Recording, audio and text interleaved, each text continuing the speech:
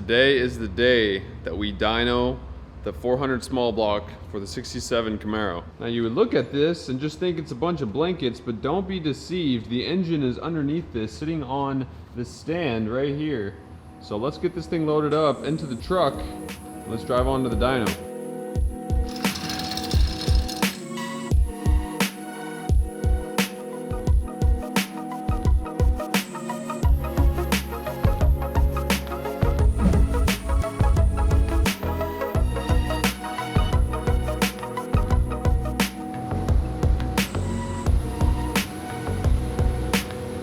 Okay, everybody, we are here at none other than West Tech. So today we're gonna dyno the Dart 400 for the, what is that guy? 67 Dave's. You don't know what it is? 67 Dave's Camaro. So what is your dyno prediction? What is your number?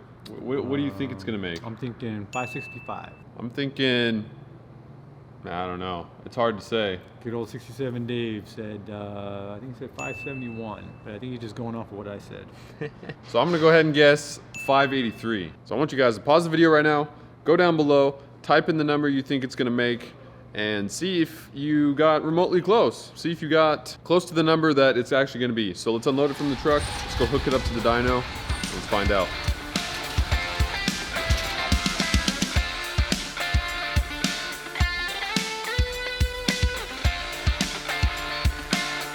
So we got it set up on the dyno here. The dyno supplies the water pump and plug wires and headers. These headers are pretty much the same size of what's going to be ran on the car.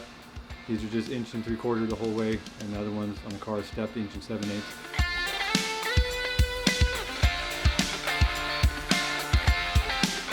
We are ready for takeoff. We got our cockpit right here, and the West Tech legend himself, the man, the myth, the legend, is going to be doing the engine dyno for us. He's the one that does all the engine dynos.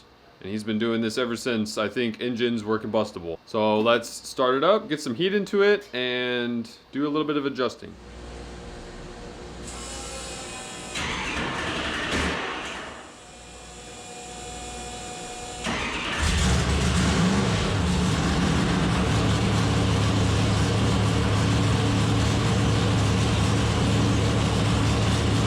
We got it lit here. This thing fired right up. That sounds good. It sounds really good.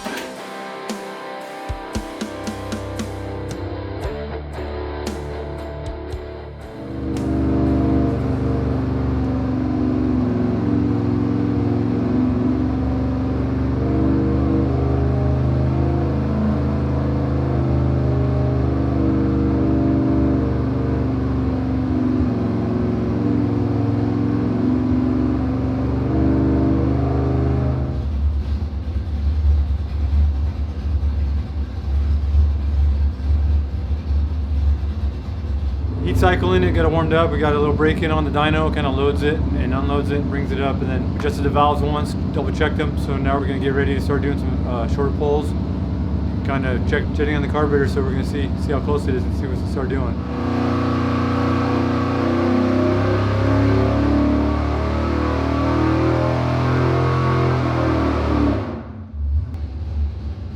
No, it's really very close to right out of the Yeah, box. it's not bad.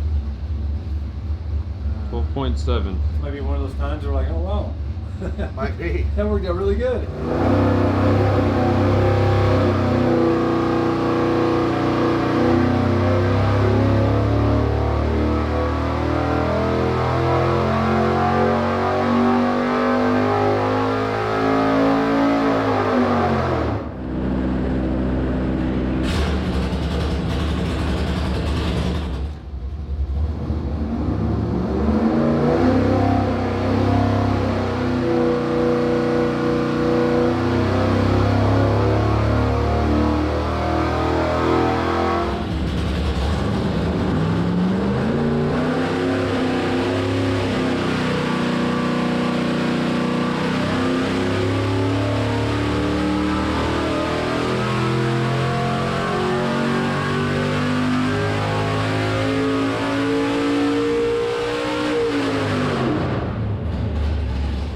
got here on the first one? 565, man. Were you right on the money? Pretty accurate on that estimation, the guesstimate.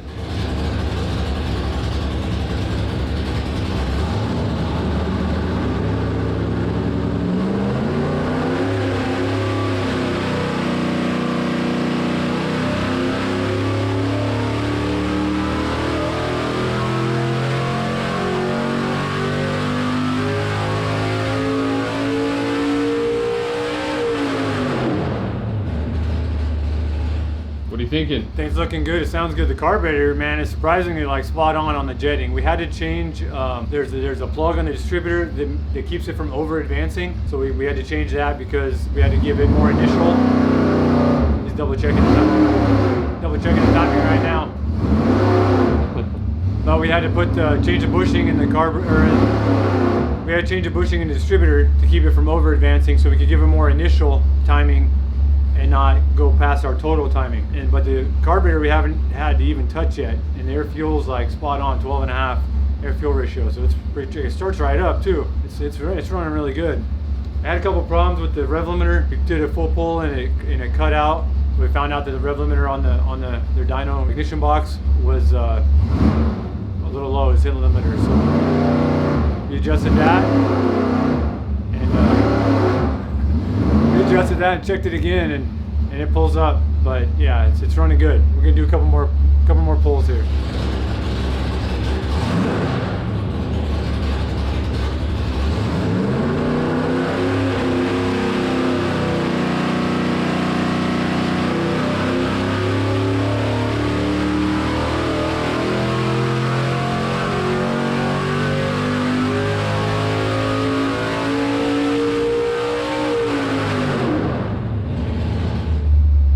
Oh man, 581 at 6,600. 581. So now I'm closer. I said 583 earlier. 518 foot-pounds of torque. Higher number power valve, so higher it'll number. open sooner. What's happening, and I can hear it as I'm rolling into the throttle, the power valve's not open, and it goes lean. You can see it on the air fuel ratio too.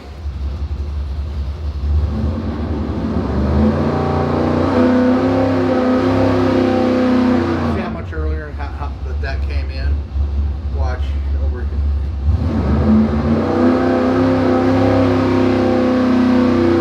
See how it flattened it out before it was spiking up to high 13s, 14s. Yeah.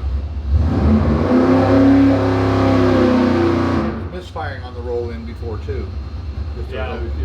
Just as I was rolling in, I could hear it misfiring. That's when it would go lean. So.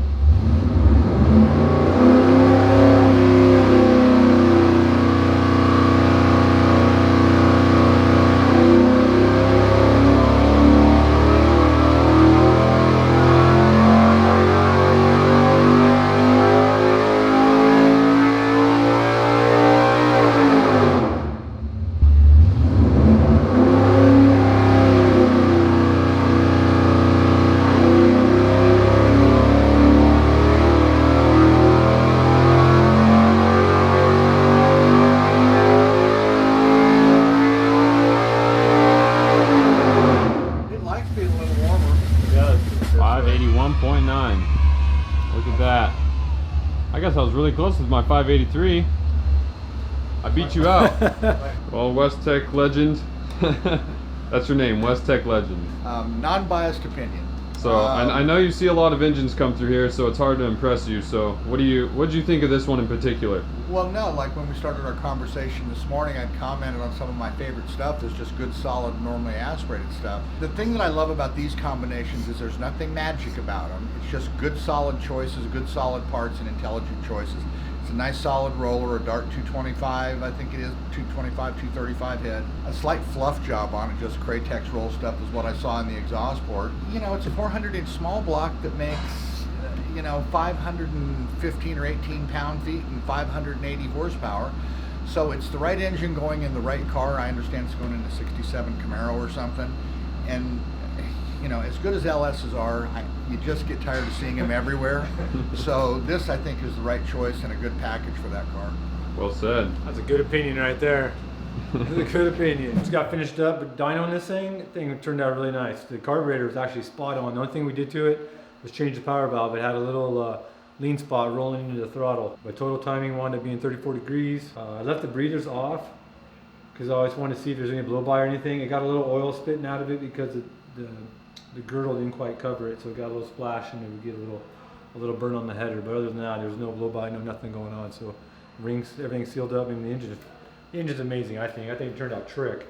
The whole deal. And like I said earlier, this is the same water pump we're going to be running. And then, so the only thing we're going to be running on the accessory drive is a power steering pump and an alternator. So the numbers that I made here is pretty much the same numbers it's going to make in the car, because we're going to be running manual. Pretty much what you're going to have in the car. So this thing's going to be a running machine. We did like 6, 7, 8 pulls, something like that, just to get the carburetor adjusted and to see what the engine liked best with the temperature. And it seemed to like to be warmer than cold, because more for drag racing, they normally run the engines colder. You know, they push the car up to the start, it's about 60 degrees, and then they start it, do a burnout. So by the time they go down the track, it's at, 100, 110 degrees. But this thing seemed to like it more towards operating temperature, and that's where it made 581.9 horsepower. And what was the torque, like 517? So I was pretty close. I said 583, and no, I didn't record that after we did the dyno. That's what I guessed. Okay. So yeah, let us know in the comments what you think. Let us know how close you got. We gotta say thank you to West Tech. Always enjoyable to come up, talk to the guys, hang out. There's no lies there on those numbers. No smoke and mirrors. This is a biased third-party dyno.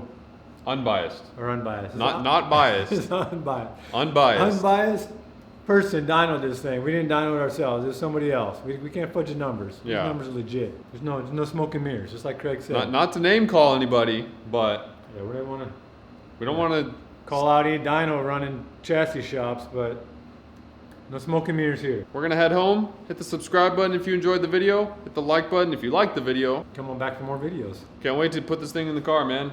Very soon.